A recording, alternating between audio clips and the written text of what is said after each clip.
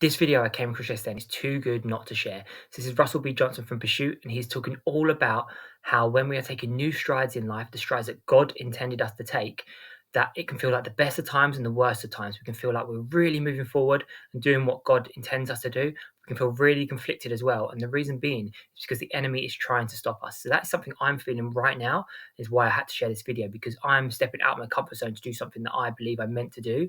However, I'm feeling like, oh, there's something trying to stop me. And that is because the enemy is trying to stop me, because they are feeling more worried than I am myself. That feeling I'm feeling inside, Russell describes they're feeling 10 times worse. So take a look and let me know your thoughts. Can I tell you, when a believer walks in the inheritance and destiny that God has placed upon their life, the most natural response is that it strikes fear in the enemy's camp.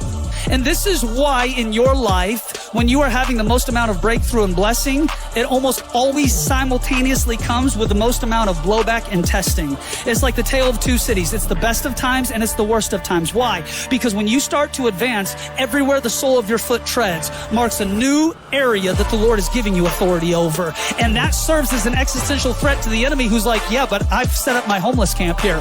I've camped here for 20 years. No, this has always been mine.